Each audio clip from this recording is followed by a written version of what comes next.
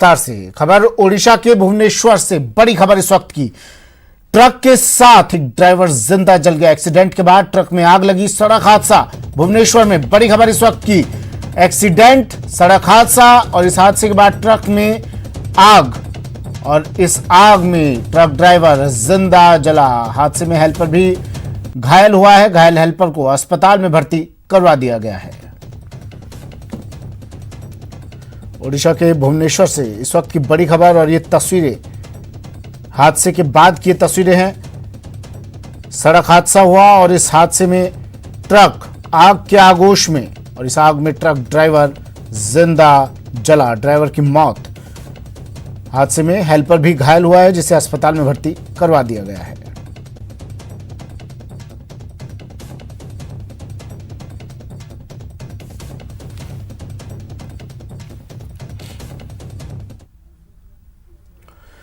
और अजमेर से बड़ी खबर है। बेखौफ हुए बिजली चोर। अजमेर में बिजली चोर बेखौफ। विजिलेंस टीम पर हमला कर दिया है इन्होंने। कर्मचारियों से हाथापाई भी की। मौके पर पुलिस पहुंच चुकी है। गेगल थाना क्षेत्र की घटना है। अजमेर में बिजली चोरों के हौसले कितने बुलंद हैं इसकी एक बानगी आज सुबह देखने को मिली। सुबह जब डिस्कॉम की विजिलेंस टीम गेगल थाना क्षेत्र में बिजली चोरी पकड़ने गई तो वहां मौजूद लोगों ने टीम पर ही हमला कर दिया। कई लोगों ने कर्मचारियों के साथ हाथापाई भी की। विजिलेंस की गाड़ी के शीशे भी तोड़ दिए। विजिलेंस टीम को रोकने के लिए करीब 50 लोग जुट गए। गगवाना जीएसएस के पास रहने वाले इरफान की बिजली चोरी पकड़ने के दौरान ये पूरी घटना हुई। मामले की सूचना के बाद गेगल थाना पुलिस मौके पर पहुंच चुकी है। अभिजीत मेरे सहयोगी हमारे साथ फोन लाइन पर जुड़ गए हैं। अभिजीत, क्या मामला है पूरा?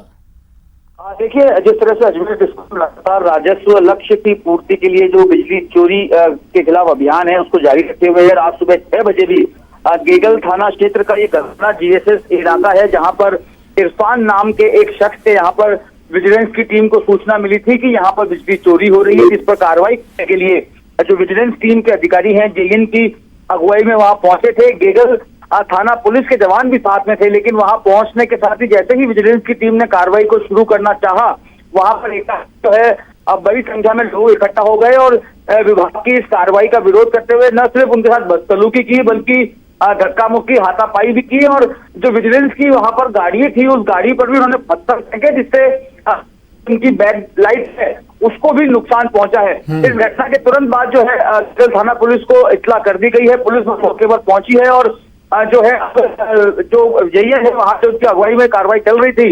उनकी ओर से एक लिखित शिकायत जो है गेगल थाना पुलिस में दी गई है। राजकार्य में बाधा और पीट के शिकायत वहां पर दी गई है जिसके आधार पर मुकदमा दर्ज करके कार्रवाई शुरू कर दी गई है। लेकिन लगातार इस तरह की घटनाएं जो है वो सामने आती जा रही है। बिजली चोरों के खिलाफ जो अभियान डिस्कॉम में चलाया हुआ है उस अभियान के दौरान कई जगहों पर भारी विरोध और जब विजिलेंस टीम जाती है अभिजीत, क्या उस वक्त पे इनके साथ पुलिस जाब्ता मौजूद नहीं रहता? नहीं, देखिए बिल्कुल इनके साथ में जो है गेगल थाना पुलिस के सिपाही मौजूद थे, लेकिन चूंकि वहां पर एकदम से 50 से 60 लोग इकट्ठा हो गए थे और तात्कालिक घटना के बाद एकदम से रिएक्ट करना मुमकिन नहीं हुआ था। उसके बाद गेगल थाना पुलिस से अतिरिक्त जवान जो है मौके पर पहुंचे थे। ठीक है, शुक्रिया अभिजीत तमाम जानकारी के लिए।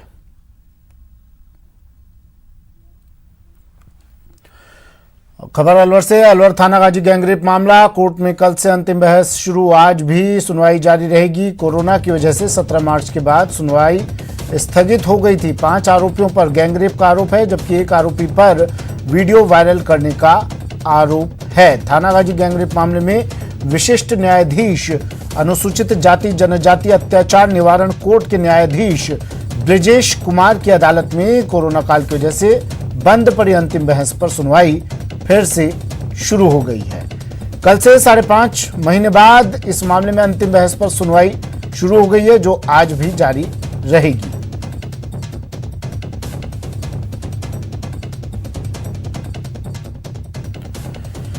राजेंद्र अलवर से हमारे संवाददाता फोन लाइन पर जुड़ गए हैं। राजेंद्र, क्या रहने वाला है आज? जी, आज भी बचाव पक्ष के जो वकील हैं उनके द्वारा इस पूरे मामले में की अंतिम बहस की जाएगी और पूरे जो प्रकरण है उस पूरे प्रकरण में अब जल्द ही फैसला आने की उम्मीद जो हो गई है, क्योंकि अब अंतिम बहस चल रही है और बचाव पक्ष के वकील के द्वारा इस पूरे मामले में जो अपने बचाव किस जो साक्ष्य हैं उनको पेश किया जा रहा है और उसके आधार पर कोर्ट अब जब बचाव पक्ष की जो बहस है वो पूरी हो जाएगी, उसके बाद कोर्ट इस अपना फैसला सुरक्षित रखेगा और आगामी दिनों की डेट देकर के जब भी मजिस्ट्रेट कार्य का जो दिन तय करेंगे उस दिन इस मामले का फैसला सुना दिया जाएगा। लेकिन अब इस पूरे मामले को लेकर के जो पूरे चर्चित रहा था थाना गाजी का गैंगरेप का मामला, किस तरीके से एक पति के सामने उसकी पत्नी का 5 लोगों के द्वारा उसके साथ गैंगरेप किया गया था, वीडियो वायरल उसके बाद कर दिया गया था और इस पूरे प्रकरण में पुलिस की जो भूमिका थी वो भी संदिग्ध रही थी। उसके पूरे मामले में पूरा थाने को हटा दिया गया था, उसके बाद डीएसपी, एडिशनल एसपी और एसपी को भी हटाया गया था। तो कहीं न कहीं पुलिस के द्वारा इस 5 दिन तक इसमें मामला दर्ज नहीं किया गया था और मामला दर्ज करने के बाद भी 5 दिन तक कार्रवाई नहीं की गई थी। तो इस पूरे प्रकरण में अलवर पुलिस की जो किरकिरी हुई थी उसके बाद थाना गाजी में नया डीएसपी का ऑफिस भी खोला गया है।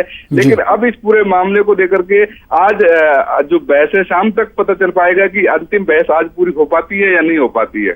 ठीक है, शुक्रिया राजेंद्र तमाम जानकारी के लिए।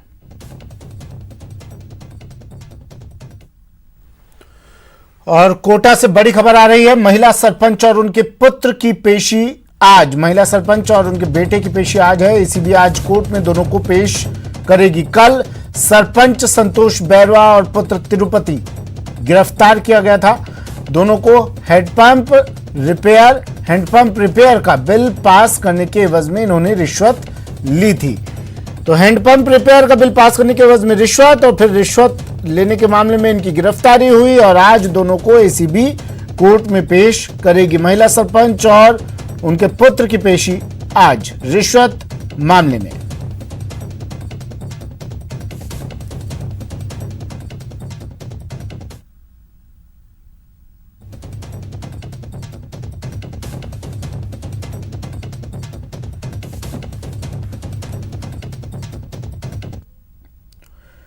चूरू के भालेरी इलाके में एक युवक ने कीटनाशक पीकर खुदकुशी की कोशिश की। गंभीर हालत में उसे राजकीय भरतिया अस्पताल में भर्ती करवाया गया।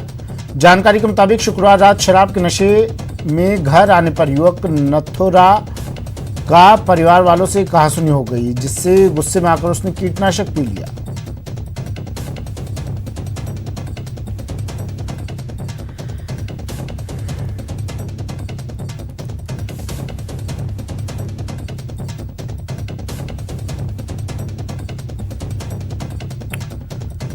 तो चूरू की से खबर है कि युवक ने गुस्से में आकर कीटनाशक पीकर खुदकुशी करने की कोशिश की।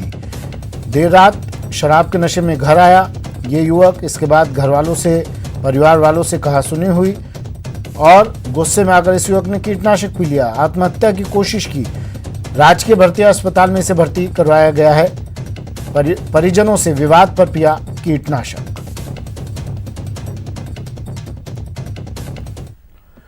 अलवर पुलिस का एक अनोखा कारनामा सामने आया है, जहां पुलिस ने मुर्दों को भी शांति भंग के आरोप में पाबंद करवाने के लिए कार्यपालक मजिस्ट्रेट से नोटिस जारी करवा दिए। वो भी एक नहीं, 2 नहीं, बल्कि पूरे 3 मुर्दों को पाबंद करवाने के लिए 31 अगस्त को बुलाने की नोटिस जारी कर भिजवा दिए हैं। आरोप है कि शिकायत के बाद पुलिस ने बिना जांच किए, बिना गवाहों के बयान के आधार पर नोटिस जारी करवा दी।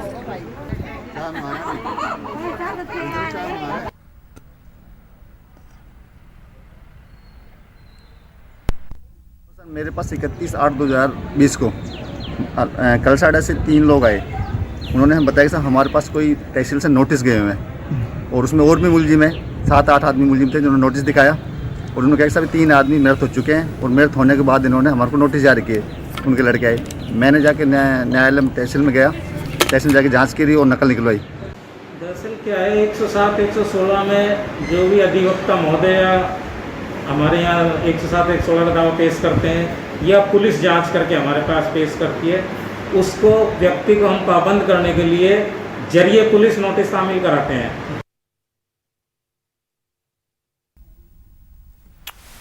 चलिए, राजेंद्र मेरे सहयोगी अलवर से हमारे साथ फोन लाइन पर जुड़ गए हैं। राजेंद्र, पुलिस पर हम आरोप लगाते रहते हैं, पुलिस की कार्यशैली पर हम लोग आरोप लगाते रहते हैं, और आज इस खबर ने बता दिया है कितनी मुस्तैद है हमारी पुलिस, कितने मुस्तैद है हमारे रखवाले। देखिए, शांति भंग के आरोप में जीवित लोगों को ही नहीं, मुर्दों तक को थाने बुला लिया गया। अब इससे ज्यादा और क्या मुस्तैदी की अपेक्षा करें इनसे? जी सुमित, अगर बात की जाए अलवर पुलिस की, तो अलवर पुलिस के लिए क्या कुछ अपनी कार्य शैली को लेकर के, अपनी लापरवाहियों को लेकर के किस तरीके की हद कर सकती है, उसका एक बानगी इसको के रूप में देखा जा सकता है कि अलवर के पुलिस के द्वारा एक शिकायतकर्ता के द्वारा शिकायत दी गई थी, और उस शिकायत के आधार पर बयान लेकर के, गवाहों के बयान लेकर के कोर्ट में एक इस्तिगासा दिया गया, और एसएचओ की ओर से दिए गए इस्तिगासे के आधार पर कार्यपालक मजिस्ट्रेट तहसीलदार के द्वारा 8 लोगों को, जिनमें 3 मृत लोग हैं, उनको भी नोटिस, सम्मन के जो नोटिस होते हैं वो तामील करवा दिए गए, और उनको कहा गया कि वो 31 अगस्त, बीते दिनों जो 31 अगस्त गई है, उस 31 अगस्त को कोर्ट में हाजिर होने के लिए बोला गया। तो कहीं ना कहीं पुलिस के जो कार्यशैली है पूरी तरीके से सवालों के घेरे में है, और अब इस पूरे मामले में पुलिस कहीं न कहीं पूरी तरीके से लीपापोती में लग गई है। पूरे इस मामले में एसपी से इस मामले में बात की गई तो एसपी ने कहा कि मेरी जानकारी में नहीं है। जब उन्हें साक्ष्य दिए गए, न्यूज 18 के द्वारा उन्हें प्रोवाइड किए गए कि ये आप देख सकते हैं, तो उसके बाद उन्होंने कहा कि शिकायतकर्ता जो जगदीश मीणा डॉक्टर हैं, उनके द्वारा एक शिकायत दी गई थी, उसमें 8 लोगों के नाम थे। उन 8 लोगों के नाम पर कोर्ट ने शांति भंग ना हो इसलिए कोर्ट से सम्मन जारी कराए। तो इसमें पुलिस की कोई लापरवाही प्राथमिक तौर पर नहीं पाई गई है। तो उनकी ये बात से कहीं न कहीं जाहिर होता है कि पुलिस अभी भी इसमें सुधार करना नहीं चाहती है, और पूरे मामले में पुलिस की कार्यशैली है वो सवालों के घेरे में। क्यों पुलिस के द्वारा जब कोर्ट में ये इस्तिगासा दायर किया गया था तो क्यों जांच नहीं की गई? जो गवाह लिए गए थे उनके बयान के पर कार्रवाई क्यों नहीं हुई? क्या मौका मुआयना पुलिस ने नहीं देखा गया था? अब पूरे सवाल खड़े हो रहे हैं, और सबसे बड़ी बात यह है कि जो मृतक हैं, तीनों मृतकों के बेटों ने मालाखेड़ा के सिविल कोर्ट में परिवाद दायर किया गया है, इस्तिगासा दायर किया गया है कि उनके पिताओं की मौत हो चुकी है, उन्हें जबरन बदनाम करने की एक षड्यंत्र रचकर उन्हें बदनाम करके साजिश की जा रही है, और उससे के खिलाफ उनके कार्रवाई एसएचओ, हेड कांस्टेबल और परिवादी डॉक्टर सहित इन सबको आरोपी बनाया गया है परिवाद में। आज परिवाद पर सुनवाई होनी है, उसके बाद कोर्ट क्या इस पर मुकदमा दर्ज करने का आदेश देता है या क्या कार्रवाई होती है वो आज पता चल पाएगी। अगर ये मुर्दे नहीं पहुंचे, अगर कह देते हम, अगर ये मुर्दे नहीं पहुंचे तो पुलिस वाले अपनी कर्मठता को ध्यान में रखते हुए किसी और को तो लेकर आएंगे ना, घर से उठाकर इन मुर्दों के नाम पर पाबंद किया है तो काम तो करना होगा। अब पूछा आपने इनसे? जी, इस मामले में जब एसपी से बात की गई तो एसपी का ये कहना था कि पुलिस का जो कांस्टेबल सम्मन तामील कराने गया था तो उसकी जानकारी में ये आया कि लोग मृत हैं। उसके बाद पुलिस के द्वारा ही कोर्ट को ये बताया गया कि इनके सम्मन आदेश हैं वो निरस्त किए जाएं, जो आदेश हैं वो गलत जारी हो गए। तो कहीं न कहीं पुलिस अब इस पूरे मामले में खैर मनाइए, मुर्दों के नाम पर किसी और को उठाकर इन्होंने नहीं डाला अंदर। शुक्रिया राजेंद्र तमाम जानकारी के लिए। तो अलवर पुलिस की मुस्तैदी, अलवर पुलिस ने शांति भंग के आरोप में 3 मुर्दों को नोटिस भिजवा दिया है।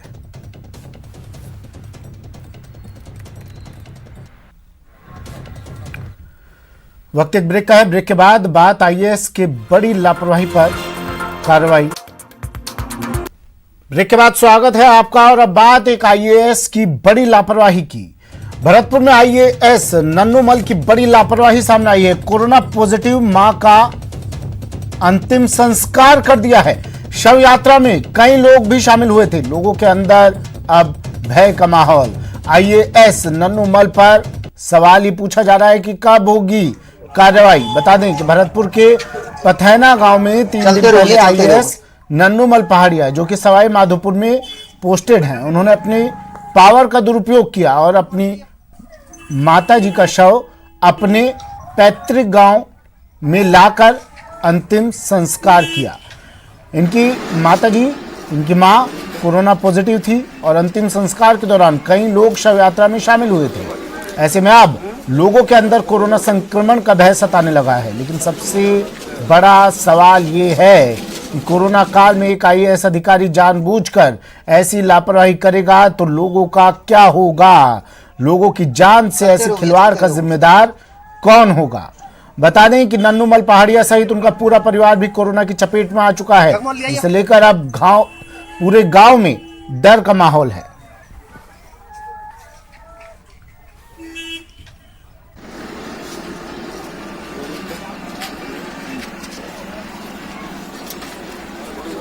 न्यूज 18 सवाल पूछता है, कोरोना पॉजिटिव की शव यात्रा आखिर क्यों निकाली गई? क्या सिर्फ इसलिए कि ये एक आईएएस की मां थी? शव यात्रा में 250 लोग कैसे शामिल हुए? क्या सिर्फ इसलिए कि एक आईएएस की मां थी? कोरोना गाइडलाइंस का पालन क्यों नहीं किया गया? सिर्फ इसलिए कि एक आईएएस की मां थी? कोरोना पॉजिटिव को बिना सुरक्षा के क्यों छुआ गया? आईएएस नन्नूमल अपनी पावर का दुरुपयोग आईएएस ने क्यों किया? लोगों की जान के साथ ऐसे खिलवाड़ क्यों किया गया?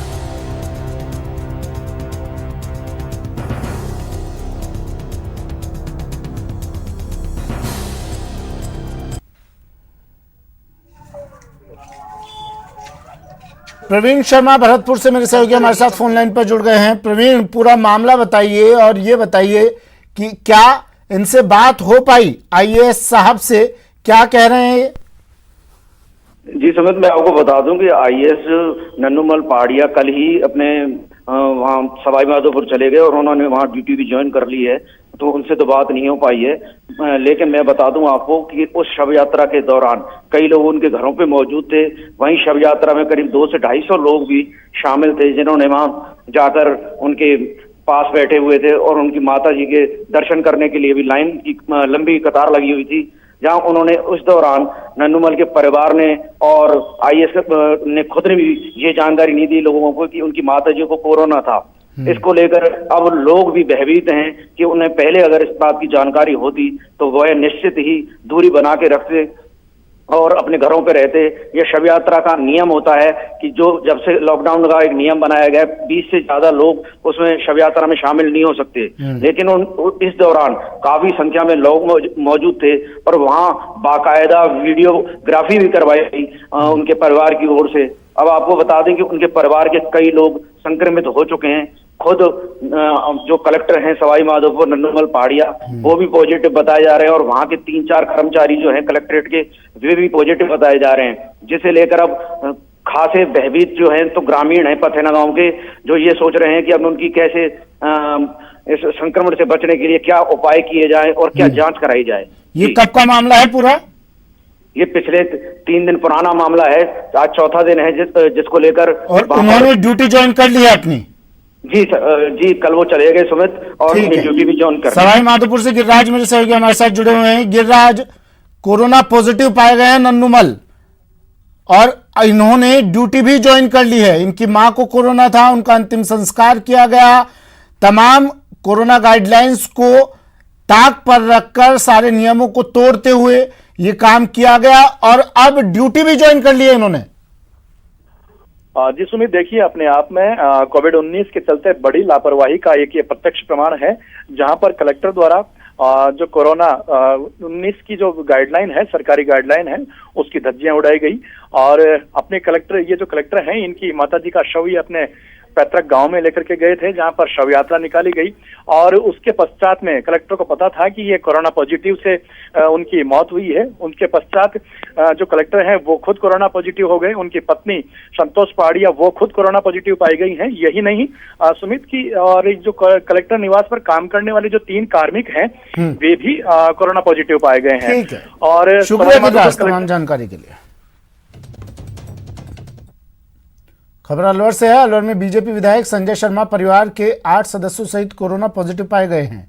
विधायक संजय शर्मा, उनकी पत्नी और मां सहित 8 सदस्यों की कोरोना रिपोर्ट देर रात पॉजिटिव आई, जिसके बाद चिकित्सा और स्वास्थ्य विभाग की टीम ने परिवार के सदस्यों को इलाज के लिए होम क्वारंटीन कर दिया। गौरतलब है कि 31 अगस्त को बीजेपी ने बिजली दरों के विरोध में जो प्रदर्शन किया था, उसमें विधायक संजय शर्मा भी शामिल हुए थे। प्रदर्शन में सोशल डिस्टेंसिंग की जमकर धज्जियां उड़ी थी। विधायक ने पिछले 1 सप्ताह में जो लोग उनके संपर्क में आए हैं, उनसे जांच की अपील की है।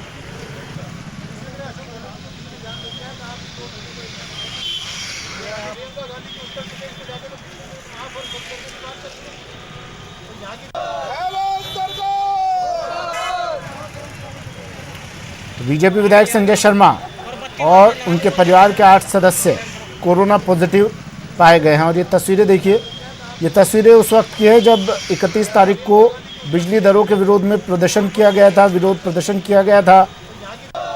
संजय शर्मा इसमें शामिल हुए थे, बड़ी संख्या में लोग मौजूद थे। राजेंद्र मेरे सहयोगी हमारे साथ फोन लाइन पर जुड़ गए हैं। राजेंद्र, विधायक साहब कोरोना पॉजिटिव, परिवार के 8 सदस्य भी कोरोना पॉजिटिव, और ये जो भीड़ हम देख रहे हैं इनका क्या? इनकी परवाह तो खैर इनको होगी नहीं, लेकिन प्रदर्शन करने से पहले भी न्यूज़ 18 ने 50 बार समझाया था इन लोगों को, लेकिन शायद कोरोना से ज्यादा, जान से ज्यादा प्रदर्शन जरूरी है।